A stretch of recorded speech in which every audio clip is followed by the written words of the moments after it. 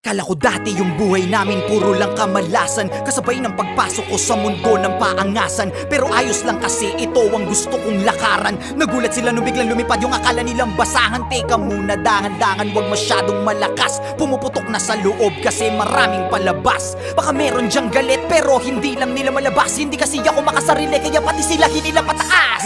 Teka, ang dami nagbago, ugali pati na mukha mo. Ganyan na ba yung mga dapat gawin para mahalin ng mga tao?